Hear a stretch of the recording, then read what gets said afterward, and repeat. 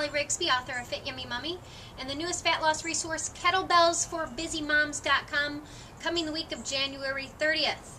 Here with another crash course video to help get started properly with kettlebell training. Today I would like to address the 3 biggest mistakes that I see moms make when they pick up a kettlebell.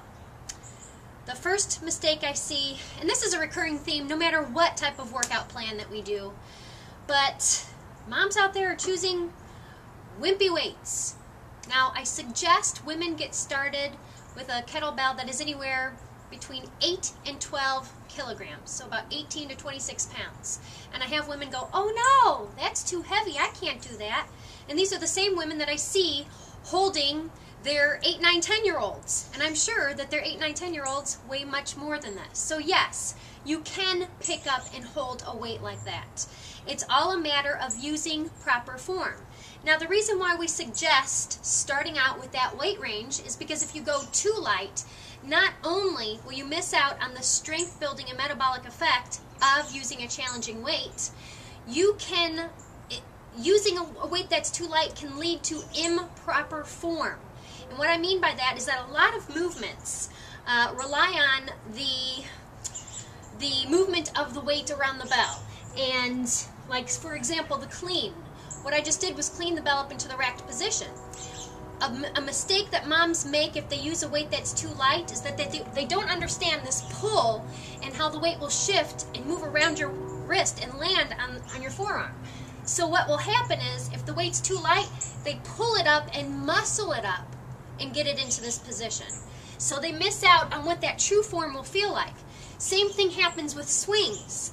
When I go to teach you swings, I'm going to do a whole video on swings. What happens is, if the weight's too light, they end up pulling it up with their arms. Right now I'm pulling it up with my arms, instead of using the gravity of the bell to fall, and then the power of your hips to allow it to push back up.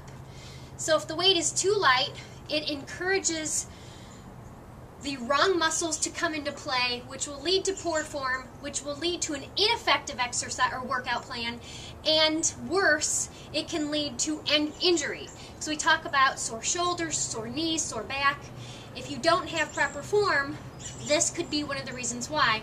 And this is also why one of the very first things you need to be doing is getting instruction from a qualified, certified kettlebell instructor.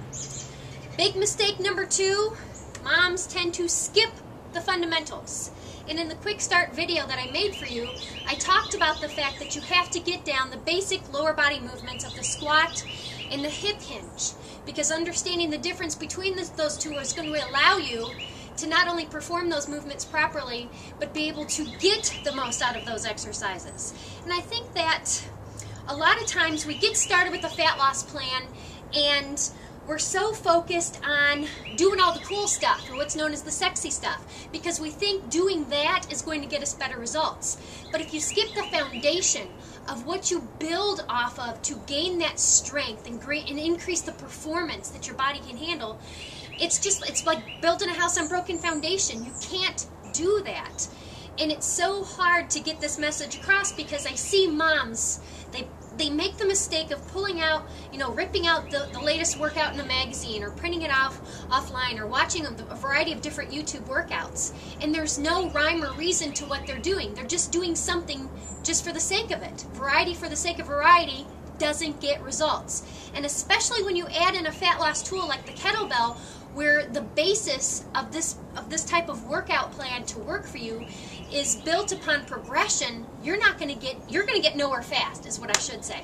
And you could get hurt in the process. So make sure that you follow a kettlebell workout plan that has you properly progress by mastering those basic movements. Because especially with kettlebells, what's going to happen is we will teach you. If you work with women like Pamela and myself, we will teach you how to build upon these movements and create more complex workouts that, yes, add variety, but make it more fun and tax your body and challenge your strength in a whole new way.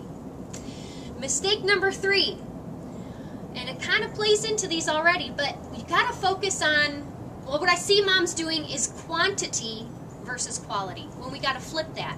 It's about quality of the movements, not quantity. And no matter what workout plan I put out there, I do see that mistake. We tend to get caught up and I got to do a bunch of this in order to get results faster. When it comes to your kettlebell movements, unless it is a ballistic or a high intense movement, a lot of these movements are grinds, so they're a slower moving, more strength based movement. And it's not going to be about quantity of that movement, it's going to be what is the quality of that movement. That's what's going to get you better results. Make sure that you choose a challenging weight, and it doesn't have to be too heavy. We don't want to go overboard. You want to progress your body properly through these types of workouts. Mistake number 2, do not skip the fundamentals. Start at the beginning like we all teach you to do, and you will build upon those strengths and perform amazing workouts and get amazing results in the process. Mistake number 3, make sure you focus on quality, not quantity. Be on the lookout for more videos for your kettlebell crash course.